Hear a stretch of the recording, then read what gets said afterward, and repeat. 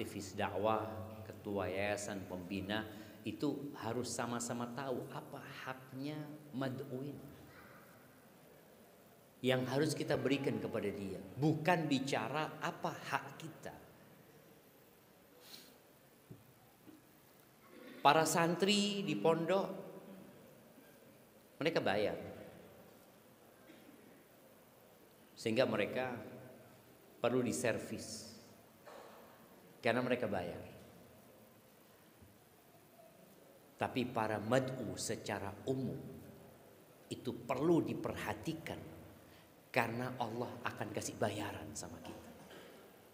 Bukan mereka yang bayar, tapi Allah akan kasih bayaran sama kita, plus bayaran dari mereka, di mana ketika mad'u itu belajar agama, faham agama, mengamalkan agama atas penjelasan dan dakwah kita, terus mengalir sama kita pahala dari dia, min ghairi an yanqus min ujurihim syai'. Jadi kalau bicara pelayanan yang harus kita berikan kepada orang yang akan memberikan banyak ganjaran kepada kita, banyak manfaat sama kita, ya kita harus memperhatikan itu. Cuma sebagian tidak menganggap mereka konsumen kita. Kalau di tempat kerja, di toko, kita begitu perhatian sama konsumennya. Sampai ditulis di kasir itu, apabila Anda tidak mendapatkan 5S, maka Anda gratis. Nggak mendapatkan apa? Salam, sapa, senyum, sopan, santun, apa lagi? Itu diperhatikan. Artinya ada yang ingin konsumen itu balik lagi. Nah, dakwah ini juga harapan kita, orang-orang yang kita dakwain itu bagaimana dia mau mendengarkan lagi. Yang pertama, ayyu'tal mad'u wa yud'a haitsu kana. Ayyu'tal mad'u wa yud'a haitsu kana. Jadi mereka yang menjadi objek dakwah itu hendaklah didatengin dan didakwai di mana mereka berada. Berbeda dengan penuntut ilmu. Al-ilmu yu'ta ilaih wa la ya'ti. Kalau bicara mau nuntut ilmu, orang sudah ngerti agama, udah faham, tahu dengan fadilah ilmu, dia akan datang. Tapi bicara orang yang hendak kita dakwai, ustadznya yang harus datang, panitianya yang mengkondisikan. Abu Hurairah radhiyallahu taala anhu, ketika beliau jadi wali di kota Madinah, beliau datang ke pasar kota Madinah. Bagaimana pernah beliau berteriak mengatakan, ya ahlas suq ma'ajazakum. Datang ke pasar. Wahai para penghuni pasar, kalian begitu lemahnya. Di Masjid Nabawi dibagi pusaka Rasul SAW. Kalian di sini sibuk dagangan. Itu orang datang ke masjid. Tapi habis itu balik lagi. Balik lagi mereka ini. Nah, kita ini udah nggak mendatangi pasar-pasar. Anak kadang-kadang dapat potongan video yang keren banget nih. Dakwah saudara-saudara kita di barat sana, di Eropa sana, didatengin tuh tempat kumpul-kumpulnya orang ya. Ana sampaikan kepada teman-teman mahasiswa, antum datang ke alun-alun Jember situ. Antum bawa meja, bagikan sesuatu. Kalau ana kelihatan dari jauh udah takut orang. Tapi kalau mahasiswa yang masih muda-muda ya, yang wajahnya masih imut-imut, itu insya Allah lebih menarik gitu, orang nggak takut gitu loh. Karena pernah suatu hari ana disuruh abah ngisi khutbah nikah atau tausiah nikah di pernikahan anak sahibnya. Datanglah anak, rame sudah jemaah, ustadznya teroris kata dia. Karena lihat jenggotan ini sudah, Allahu Akbar. Jadi ini tadi kita datang Siapa yang pantasnya nomor 2 nanti? Yang pertama mendatangi. Jadi mereka didatangi jemaah. Jangan nunggu mereka datang ke tempat kita. Anda tadi sempat ngomong sama Abu Ahmad bahwasanya kita harus lebih memanfaatkan khutbah Jumat daripada pengajian. Khutbah Jumat itu tausiah wajib dalam agama kita.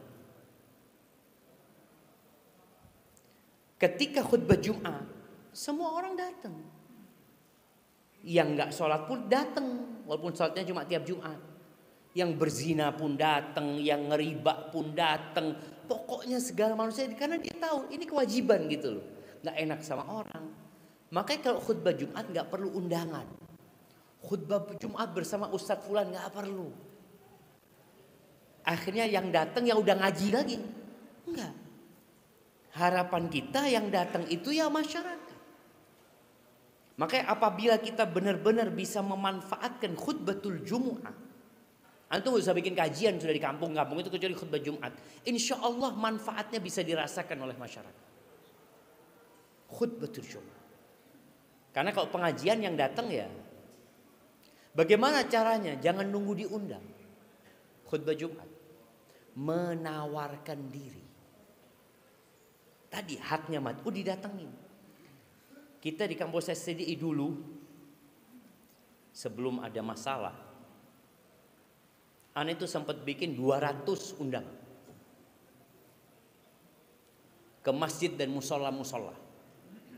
Kita punya mahasiswa dalam komunitas Rijalud Dakwah. Mereka yang tiap sore ngajar ngaji ke musola-musola ya. Kita sampaikan di surat itu menawarkan diri ke masjid dan musola. Kita punya ustadz-ustadz.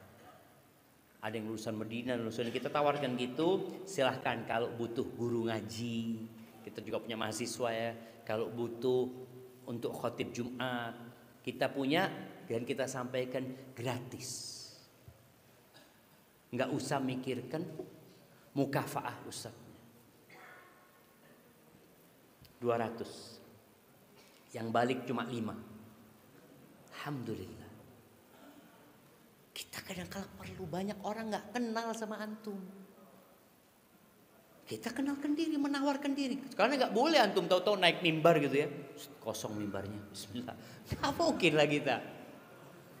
Maka perlu kita menawarkan diri. Dan jangan malu.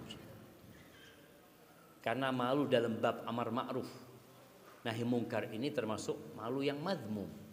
Maka tawarkan diri antum. Dan masalah mukafa'ah jangan dipikirkan. Innallaha huwar razzaq dzul quwwatil matin. Yang kedua, ikhtiyar ansabil wasail wal asali al mulamimah fi da'wati. Kita perlu memilihkan cara dan metode yang paling tepat untuk dia. Karena tiap orang beda. Ketika dia tokoh di masyarakat, antum ngomongnya beda. Jangan mengatakan, oh anak ustadznya antum. Walaupun ustadz, dia tokoh di masyarakat. Masih ingat bagaimana Rasulullah SAW kirimkan Mus'ab bin Umair untuk berdakwah di kota Mekah. Mus'ab ini dititipkan ke siapa? Masih ingat? Kepada siapa? Kepada Usaid bin Khudair. Kepada As'ad bin Zurarah. Kepada As'ad bin Zurarah. Karena Mus'ab nggak tahu dengan medan dakwah di kota Madinah. Dia juga tidak kenal sama orang-orang di kota Madinah. Sama Nabi SAW dititipkan kepada As'ad bin Zurarah. Dibawa sama As'ad bin Zurarah. Mereka bikin kajian di kebun kurma. Suatu hari Sa'ad bin Mu'ad ngomong sama Usaid bin Khudair. Usaid, kalau bukan karena hubunganku sama As'ad bin Zurarah, pasti aku sudah bubarkan pengajiannya. Itu orang dari Mekah yang baru datang. Sahabat yang baru datang dari Mekah itu. Sana engkau yang berangkat. Berangkatlah dengan tombaknya Usaid bin Khudair menjumpai Mus'ab bin Umair untuk membubarkan kajian. Jadi ternyata pembubaran kajian sudah ada sejak dulu jemaah. Jadi bukan baru-baru saja. Antum dulu nggak dibubarkan, dibubarin dulu kajian. Bubarinnya bawa tombak mereka. Datang Ustadz bin Khudair dengan tombaknya. Dari jauh kelihatan sama As'ad bin Zurarah. Apa kata As'ad? Ya Mus'ab, hada sayyidu qaumi. Ini tokoh di kaumnya. Usduqillah fi. Gimana As'ad memberikan nasihat, engkau jujurlah sama Allah dalam mendakwain dia. Kalau dia dapat hidayah, insya Allah banyak yang akan masuk Islam. Marah-marah dalam kondisi berdiri, dia pegang tombaknya. Kalau engkau masih sayang sama nyawamu, engkau tinggalkan. Apa kata Mus'ab bin Umair? Ya Aba Fulan, sudah dikasih tahu kunyahnya apa?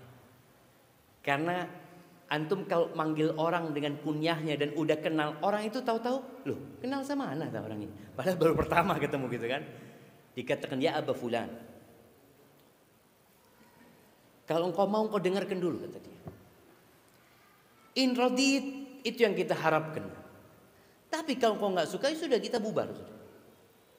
Apa kata Usaid bin Khudair? Laqad ansafta. Duduk. Duduk dengarkan kata orang-orang. Ra'ayna islamahu fi wajhihi qabla an yantiq bihi lisanu. Masuk Islam. Usaid bin Khudair. Kata Usaid apa? Kalian tunggu sini ya. Aku mau datangkan nih tokoh satu lagi. Kalau dia masuk Islam, satu kampung dia masuk Islam. Dibawa Sa'ad bin Mu'ad. Dan sama. Di sini pentingnya kita itu memilih cara dan metode yang paling tepat, yang sesuai. Tidak semua sahabat Nabi SAW dikasih fulus. Enggak. Sebagian dikasih cinta sama Nabi SAW. Karena itu yang lebih cocok buat dia. Bagaimana ceritanya Amr bin Taghlib ketika dia mengatakan pernah Rasul SAW bagi-bagi harta, datang pakaian dibagikan kepada orang-orang, sebagian nggak dikasih. Amr bin Taghlib termasuk yang nggak dikasih. Mulailah sakit hati, Nabi nggak suka sama aku ini itu. Naik mimbar Nabi SAW.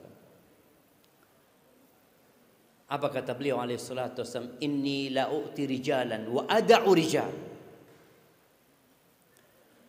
Walladhi ada'u ahabbu ilayya minalladhi u'ti. Minhum Amr bin Taghlib. Itu Amr namanya disebut mimbar. Ma uhibbu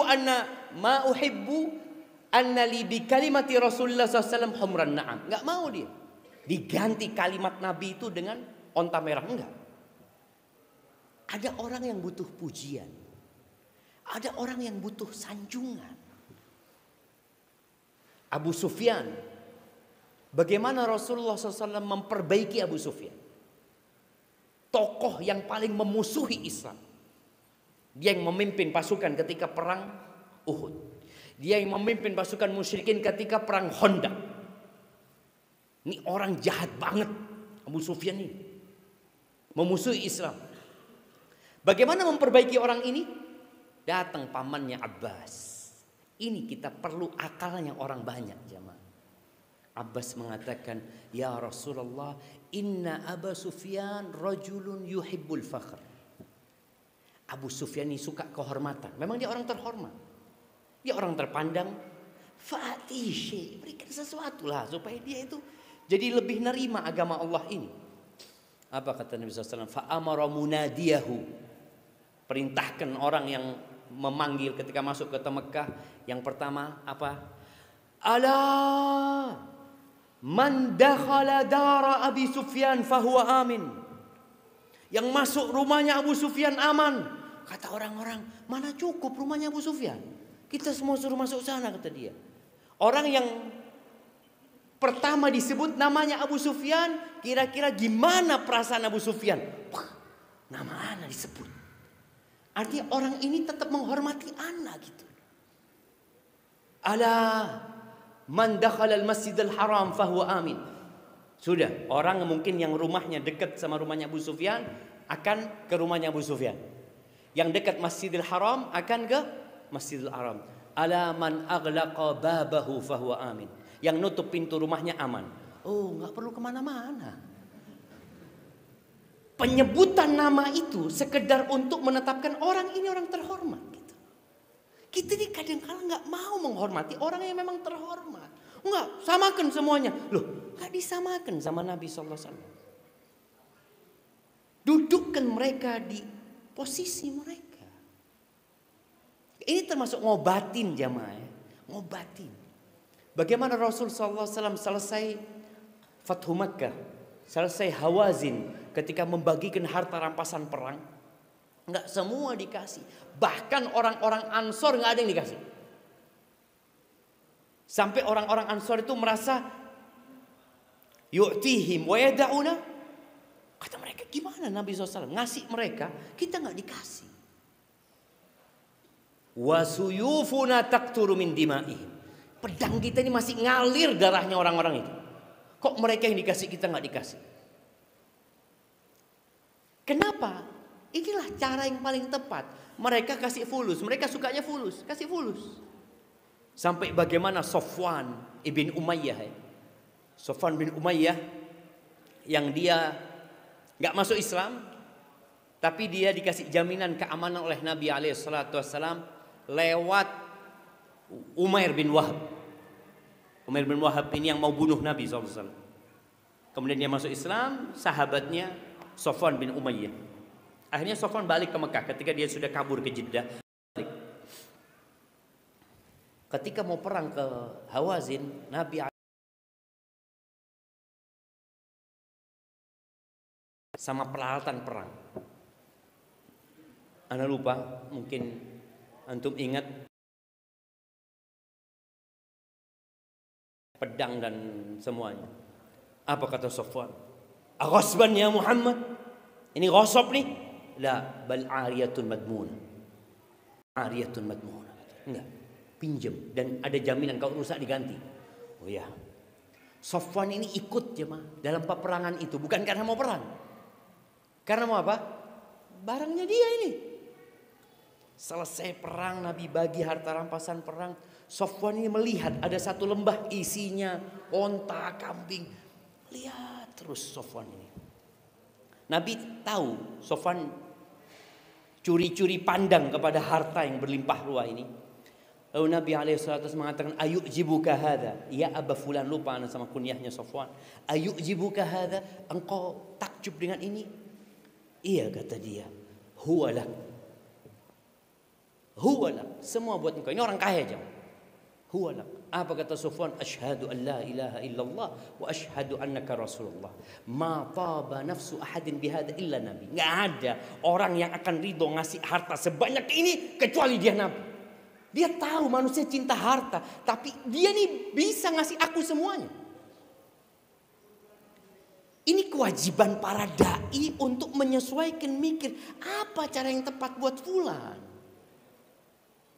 Fulan tepatnya dikasih hadiah. Bagaimana dengan orang-orang Ansor yang mereka sakit hati? Mereka sebutkan. Ketika Nabi tanya, dapat informasi itu, Nabi tanya,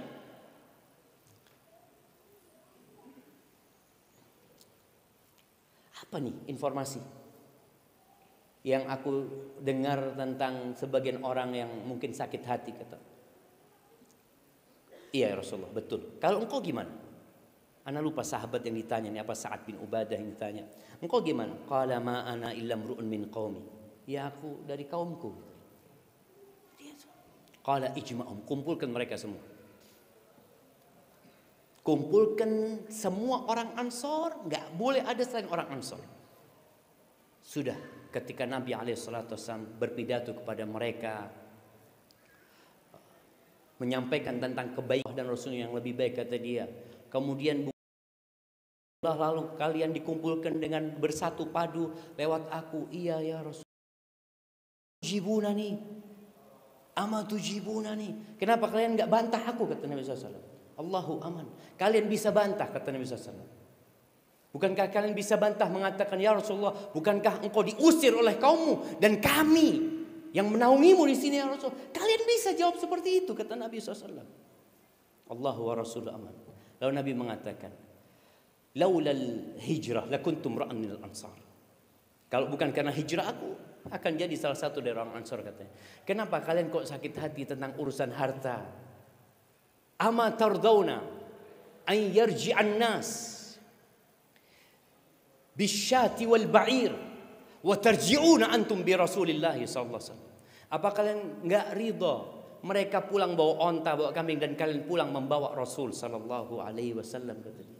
Beliau terus menyentuh perasaan mereka sampai nangis mereka. Mereka baru tahu bahwa yang mereka bawa pulang itu Rasul SAW, bukan harta. Ini kadang-kala nggak perlu, bukan semua dikasih harta aja, enggak. Makanya kita bergaul sama orang itu jangan semua dipikir mau fulus. Nggak semuanya harus bayar. Kadang-kala saya harus bayar berapa? Enggak. Dia mungkin hanya minta dari antum, ya tolong dihargai. Jadi ini hak para mad'u yang harus diperhatikan. Yang ketiga, asyafaqah bihi wal hiris alaih. Ya, antum harus sayang sama dia. Benar-benar ingin dia dapat hidayah. Tidak ingin menyusahkan dia. Makanya orang yang jujur dalam berdakwah itu, di siang hari dia berdakwah, mengajak orang-orang kepada Allah, di malam hari dia berdoa mohon kepada Allah buat orang-orang yang dia dakwahi. Jujur dia, benar. Dan itu yang terjadi sama Nabi SAW. Bagaimana beliau nggak berhenti mendoakan kaumnya, mendoakan umat. Kemudian yang keempat, al-afu anhu wal ihsan ilaihi. Maafkan dia, maafkan, dan berbuat baiklah kepada dia. Bagaimana ada orang Badui yang narik selendangnya Nabi SAW, ditarik sampai merah leher Nabi SAW. Apa kata orang Badui ini? A'tini min malillahi alladhi a'taq la min mali. Berikan harta yang Allah berikan kepada, bukan hartamu. Nabi ngelihat, ketawa aja, kasih dia, kasih. Kita kadang-kala jamaah kalau ketemu orang kayak gini, naudzubillah. Ini gimana nggak mau hormatin ustaz? Ada. Nabi mengetahui dengan siapa beliau berbicara. Maafkan dan berbuat baik sama dia, bukan hanya memaafkan ya. Kemudian yang keenam, adamul istihana bi ayyi insan. Jangan pernah meremehkan orang. Jangan pernah meremehkan orang, siapapun dia. Hijrahnya Nabi SAW ke kota Madinah itu lewat 6 orang, lewat 6 anak muda yang lagi tahallul. Bukan tokoh di masyarakat, bukan pemimpin, bukan pemuka, orang biasa. Maka jangan pernah meremehkan satu orang. Anak ingat di Madinah kita punya kawan dari pulau Mauritius, ya, salah satu pulau jajahan Perancis. Dia cerita, ustadz kita, syekh yang paling besar di kampungnya dia itu, yang menyebabkan dia terus bisa belajar ke Madinah, itu nggak lulus dari persiapan bahasa di Madinah, nggak lulus. Ya ada orang tadi yang mungkin kecerdasannya tidak terlalu cerdas dia jamaah. Dia nggak naik lagi, akhirnya di DO. Pulang dia ke kampungnya jadi dai besar jamaah. Muridnya doktor, dia syu'batul lughah nggak lulus. Kadang-kala kita ngelihat loh, jangan pernah meremehkan orang. Salah satu mungkin antum lihat salah satu siswa antum ya, atau santri, aduh ini nggak bakal jadi apa-apa di masa depan ini. Boleh jadi dia lebih baik dari antum. Sahih jemaah. Maka jangan pernah meremehkan siapapun. Nabi SAW tidak meremehkan siapapun. Sallallahu alaihi wasallam, sampai Allah menegurnya dengan turunnya abasa wa tawalla, dengan satu kejadian yang Nabi ingin memberikan perhatian lebih kepada para pemuda. Ditegur sama Allah SWT.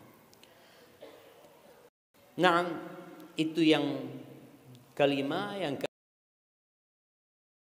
tajri amaman nas.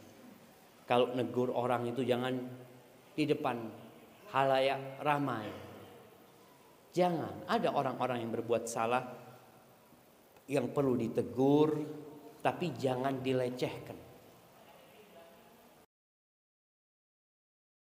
media, pakai medsos, pakai media. Loh. Fulan nggak tahu.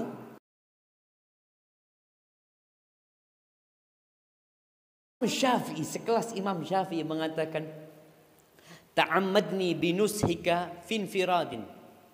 Siapa yang hafal jamaah? Ta'ammadni binushika finfiradin wa jannibni nasihata fil. Kalau engkau ngasih nasihat aku di depan orang, itu pelecehan itu.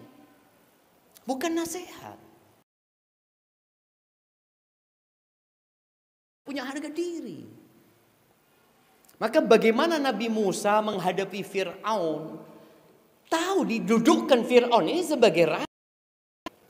Bagaimana Nabi alaihi salatu wassalam ketika nulis surat kepada Herakles dengan dikatakan min Muhammadin sallallahu alaihi wasallam ila Herakl azimir Rum, yang tokoh di sana. Maka kalau mau ngasih tahu orang, jangan di depan orang lain, jangan sampai dilecehkan. Itu hak orang-orang yang kita dakwai. Taib ahibati fillah, tinggal setengah jam, tinggal 15 menit. Coba antum buka kitab Zaghl ad-da'wati wad du'a. Bas antum buka Fihris al-Muhtawayat. Buka apa ini bahasa Indonesianya, Ustaz? Daftar isi. Daftar isi. Kita akan lewat cepat nih. Tadi anak sampaikan bahwasanya penyusun kitab ini menyebutkan ada 3 unsur yang menyebabkan dakwah ini berantakan. Keributan yang terjadi antara para dai, keributan di yayasan. Yayasan ribut, ya. Yayasan pecah jadi yayasan baru. Ada yayasan keluarga, macam-macam. Apa penyebabnya? Tidak lepas dari 3 hal. Yang pertama, dha'fuddin. Yang kedua, dha'ful ilm. Yang ketiga, dha'ful aql. Baik. Bicara dha'fuddin, yang pertama disebutkan adalah dha'ful ikhlas. Ikhlas tapi masih bercampur. Lemah keikhlasannya nih. Karena ikhlas ini berat dan butuh perjuangan. Yang kedua, at-ta'alum wa hubbus syuhrah wa dhuhur yaqsimud. At-ta'alum, merasa paling berilmu. Cinta popularitas. Dan ini benar-benar menghancurkan punggung seseorang. Orang yang agamanya lemah, dia akan cinta dengan popularitas. Dia suka disanjung. Dia ngelihat berapa yang like, berapa yang dislike. Ana pernah jamaah bikin video tentang al-haitul mabka, tembok ratapan yang ada di Aqsa sana. Di YouTube nih. Tahu-tahu teman ngomong, Ustadz jangan lihat komentarnya video yang itu, Ustadz. Namanya dikatakan jangan, lihat anak jamaah. Ini kan orang kalau dikatakan jangan, berarti lihat gitu loh. Penasaran kita. Wallah jamaah, ketika ana baca, ya Allah, dikatakan Ustadz ini setan, Ustadz ini iblis, ya Allah, makian semua jemaah. Nggak sampai selesai ana baca komentarnya. Iya, artinya bahaya. Orang kalau sudah cinta popularitas, yang dia cari adalah like. Berapa yang like, berapa yang nonton, berapa yang share. Maka hindarin itu jamaah, karena bertentangan dengan ikhlas. Bukan berarti antum dakwah sembunyi-sembunyi. Kenapa? Di antara amalan yang tidak bisa disembunyikan, sebagaimana dijelaskan oleh beberapa ulama, adalah al-amru bil ma'ruf wan nahyu 'anil munkar. Ini enggak bisa dirahasiakan. Sedekah antum bisa rahasiakan. Amar ma'ruf nahi munkar, di mana antum khutbah Jumat tapi pakai tirai. Innal hamdalillah nahmadu. Enggak, ana mau menyembunyikan, ana enggak kepingin terkenal, Ustaz. Enggak bisa. Khutbah Jumat dia harus dilihat orang. Bahkan anjurkan untuk melihat kepada yang menyampaikan.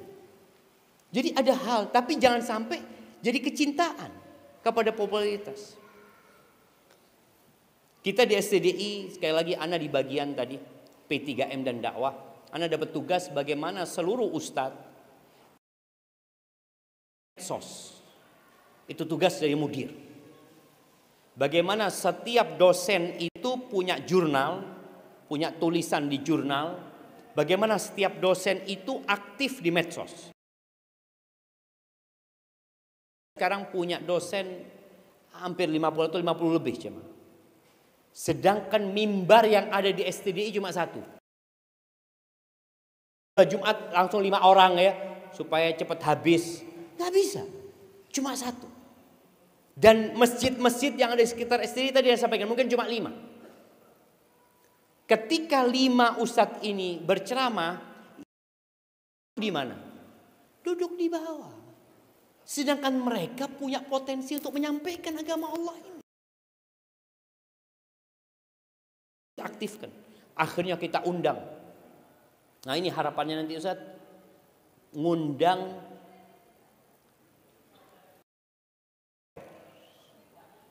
yang mereka mengajar para ustadz bikin konten. Assalamualaikum guys. Kaif halak? Jadi bagaimana antum dakwah pakai handphone antum? Sebagian ustadz ketika anak aja, ayo ustadz, enggak, antum aja yang terkenal, anak enggak mau terkenal. Aduh, betul, terkenal itu berat, tapi kita punya kewajiban menyampaikan agama Allah ini. Sehingga nasihat para masyayikh mengatakan aghriqu Twitter, aghriqu Facebook, beliau mengatakan aghriquhu bil khair. Tenggelamkan dengan kebaikan. Kalau kita nggak sibuk di sana, siapa yang akan sibuk di sana? Maka ketika antum anak ustadz nggak pede kalau tampil wajah anak, nggak harus wajah, suara. Kenapa tidak? Allah suara anak kurang enak. Anak nulis nggak bisa, suara nggak bisa, tampil nggak bisa.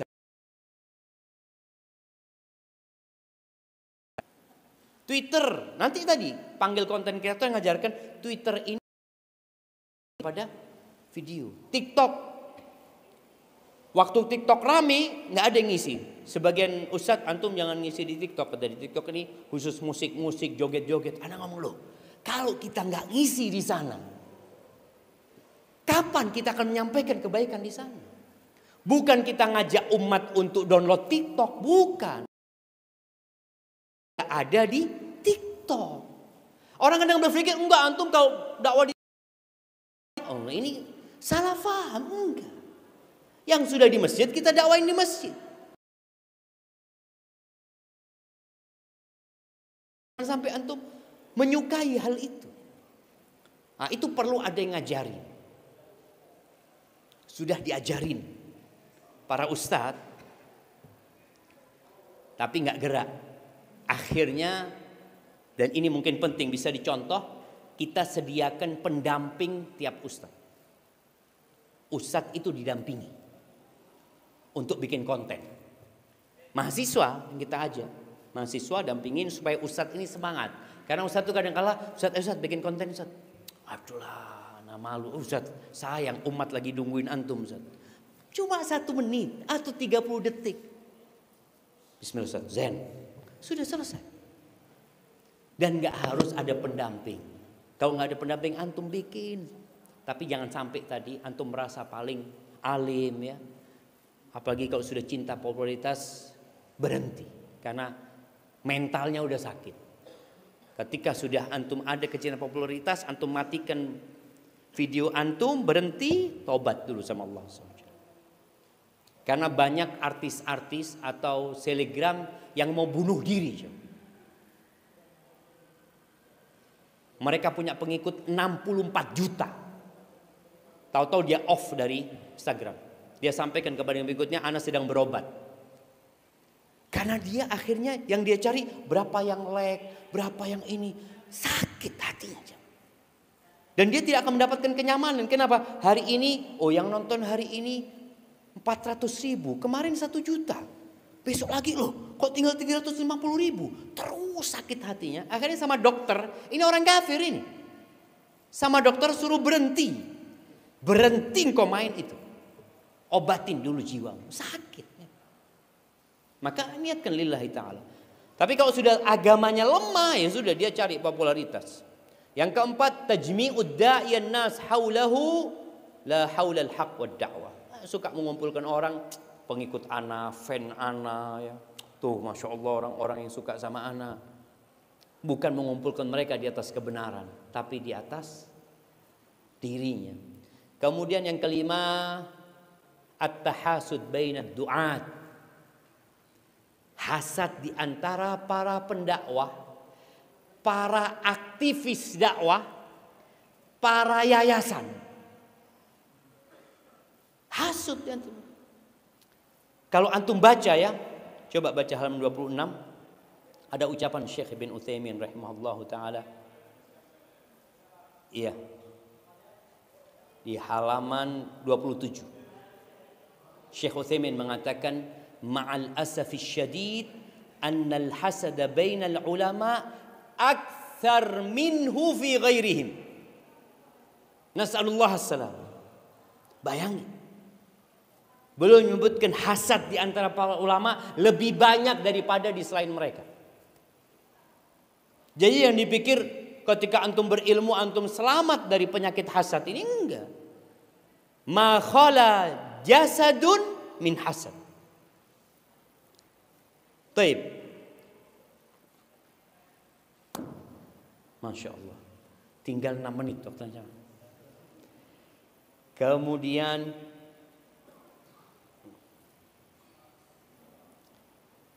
tafsirul khilafat asy-syakhsiyah ila khilafat diniyah qadiyah manhajiyah hatta yusyar'ina khilafahu ma'a khasmi wa yantasir alaihi. Tuh khilaf yang masalah pribadi dijadikan masalah manhaj. Oh, masalah manhaj. Ini masalah agama padahal urusannya masalah pribadi.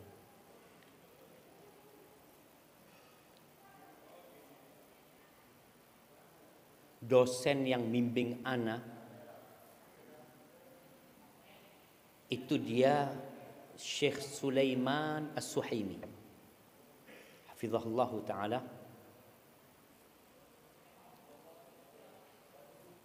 Beliau tanya sama anak, Syafiq, katanya di Indonesia ada banyak khilaf di antara Ahlus Sunnah wal Jamaah. Anak katakan iya, kata dia.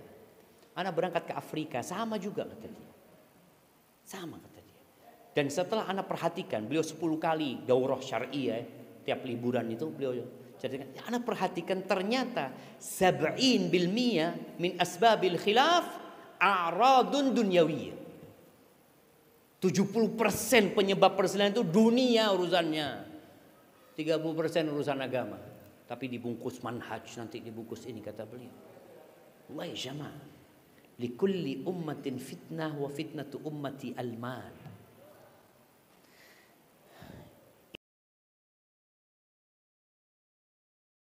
Fi tabdi'il akharin. Berlomba-lomba kan yang lainnya. Ikhrajul asrar ba'dal khilaf.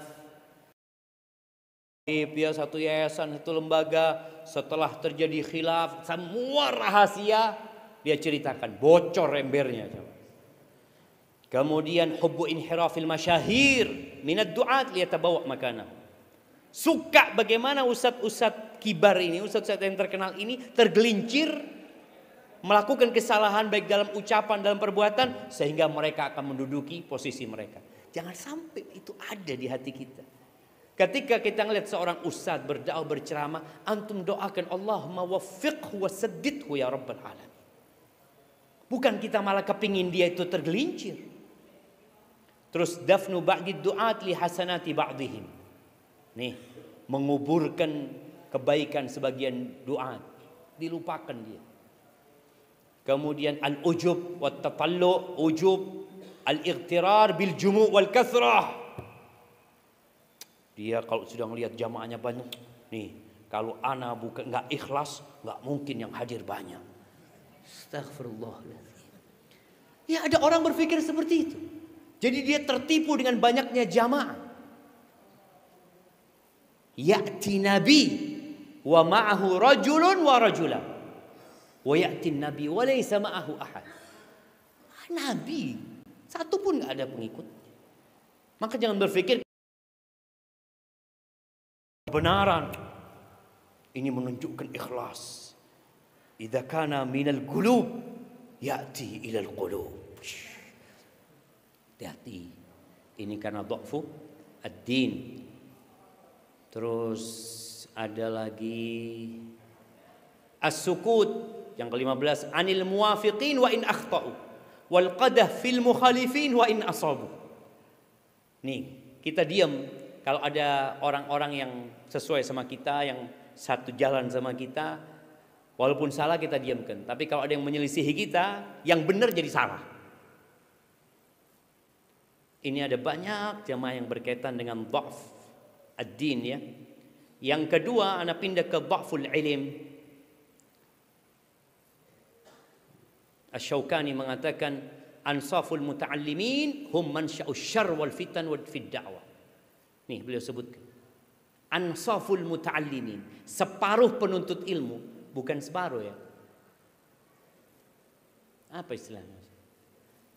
Ada nisfur rajul, ada rubu' rajul, ada rajul kamil. Yang disebut lelaki itu ada lelaki seperempat, ada lelaki setengah, ada laki. Ini ada penuntut ilmu tapi setengah dia. Setengahnya merusak dakwah. Maka perlu orang belajar ilmu itu sampai selesai. Kemudian ada mutawaffuri ba'di syurutid da'wah fid da'iyah. Syarat kriteria pendakwah kurang di orang itu sehingga dia membuat kerusakan. Adamul hikmah fid da'wah. Kemudian dha'ful khibrah, pengalamannya masih sedikit. Dha'ful khibrah wal basirah fid da'wah ila Allah, ngerusak juga. Adamut tadarruj fid da'wah wa taqdimil aulawiyat, tidak bertahap berdakwah. Naik mimbar, anak ingat ketika anak naik mimbar di kampung itu, waktu di pondok, anak muda yang baru lulus ini, masya Allah cuma, anak naik mimbar khutbah Jumat, semua bid'ah-bid'ahkan. Mulai pekan depan nggak diundang lagi anak sudah. Ya anak tahu, anak ngerusak gitu loh. Akhirnya orang mengatakan, emang kayak gini dakwah sunnah. Itu kurangnya khibrah, kurangnya hikmah, tidak tadarruj ya. Dan banyak yang lainnya. Terakhir, yang akalnya sedikit. Anak ingin baca ini sebelum kita masuk ke saya tanya jawab di halaman 161. 161. Nah, disebutkan di sini, man kana ilmuhu akbar min aqlihi dharra nafsahu wa adhara al-akhari. Barang siapa yang ilmunya lebih besar daripada akalnya, maka dia akan membahayakan dirinya dan membahayakan orang banyak. Penghuni neraka, apa yang mereka katakan ketika mereka disiksa di neraka? Mereka mengatakan, lau kunna nasma'u au na'qil. Kalau ilmu mereka punya, mereka tahu, makanya mereka nggak bisa bantah. Alam ya'tikum nadhir, datang, tapi akalnya nggak dipakai. Bukan nggak punya ilmu, mereka punya ilmu. Allah tidak akan menyiksa sampai ilmu itu sampai kepada mereka, hujjah itu sampai. Cuma ini bicara akal sekarang. Disebutkan di sini, i'lam rahimani Allah wa iyyaka annahu idza manna Allah tabaraka wa ta'ala ala 'abdin bil aqli faqad a'zama lahu al minnah wa 'asha mustarihan fi nafsihi murihan li ghairihi sallama nafsahu wa sallama an-nas min syarrihi wa ghawailihi wa man kana khafifal aqli kana bi aksi ma taqaddam walidzalika qalu al ulama min haitsul aqli wal ilmi ala thalath maratib. Mereka menyebutkan ulama itu dalam urusan akal dan ilmu ini ada 3. Yang pertama, alimun aqluhu akbar min ilmi. Orang alim yang akalnya lebih besar daripada ilmunya. Dia punya ilmu, indahu ilmun qalil ya, walakin indahu aqlun kabir wa hikmah wa basira fi tawjihin nas wa irsyadihim ila ma yakunu fihi khairun katsir. Wa idza nazalat bihin nawazil aw ahatat bihil kurub ahsana idarataha wa ahsana takhallus min. Ini orang akalnya besar. Ketika ada masalah, dia bisa keluar dari masalah tersebut. Walaupun ilmunya dikit, tapi akalnya besar. Yang kedua, alimun ilmuhu akbar min aqlihi. Orang alim yang ilmunya lebih besar daripada akalnya. Qala Ibn Muflih, wa kana yuqal idza kana ilmu ar-rajuli akthar min aqlihi kana qaminan ay hariyan ay yadurruhu ilmu. Barang siapa yang ilmunya lebih besar daripada akalnya, pantas nanti ilmunya akan membahayakan dia. Ay idza kana rajul indahu ilmun katsir yahfad wa yaqra walakinahu la yuhsinu wad' al-umur fi nisabiha fahada yurhiqu nafsahu wa yurhiqu ad-da'wa ma'ah. Tuh orang akan membahayakan dakwah ketika akalnya lebih kecil daripada akalnya. Wa yajib an nufariq baina ad-da'wa wad da'iyah. Kita harus bedakan ini dakwah, ini dai. Ini salahnya dainya. Dakwanya benar, dakwah sunnah ini mengajak kepada sunnah. Kesalahannya dia gitu.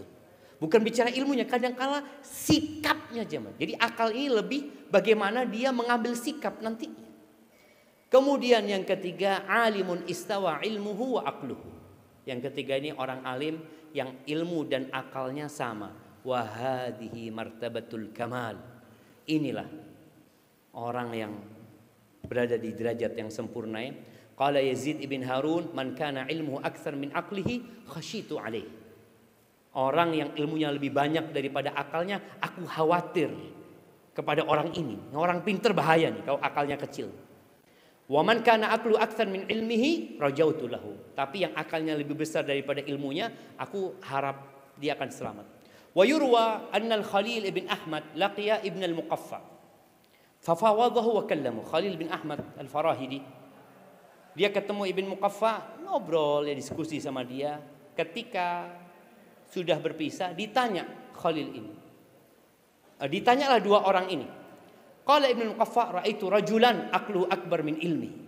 Kata Ibn Muqaffa, aku melihat tentang Khalil bin Ahmad, orang yang akalnya lebih besar daripada ilmunya. Khalil ditanya, bagaimana pendapatmu tentang Ibn Muqaffa? Qala ra'aitu rajulan ilmuhu akthar min aqlihi. Aku melihat orang yang ilmunya lebih besar daripada akalnya. Wa yushiku dzalika an yaqtulahu. Aku takut ilmunya dia membunuh dia. Faqutila ba'da dzalika 'ala zandaqah. Dibunuh akhirnya. Karena dia masuk golongan orang-orang zindik gara-gara ilmunya aja. Hadza wallahu a'lam bissawab. Itu yang bisa Anda sampaikan. Sisanya masih banyak jemaah. Antum baca sendiri. Ana baca kitab ini bersama para ustadz TSDI. Kita punya kajian biasanya hari Senin ba'dal asar, kita kumpul sama beberapa ustadz baca kitab ini, lanjut sama beberapa ustadz ya. Ya untuk ngobatin hati kita jemaah. Kita ini sering di atas mimbar, sering ngasih ceramah sama orang, tapi kita sendiri nggak pernah ada yang nyeramain kadang-kadang. Kalau ada yang nyeramain kita, oh itu baca ayatnya salah, hadisnya kayaknya nggak tepat. Jadi kita juga pernah dapat nasihat gitu loh. Orang itu kalau berilmu ketika ngelihat orang lain ceramah, yang dilihat apa? Oh kayaknya itu seharusnya mansub. Kok dibaca marfu? Maka kita perlu kumpul sama ustadz-ustadz aja, baca kitab, gantian bacanya sambil mungkin ya diuraikan sedikit. Hadza wallahu a'lam bissawab. Itu yang dapat Anda sampaikan. Waktu Anda sudah habis, Anda kembalikan ke MC. Jazakumullah khairan.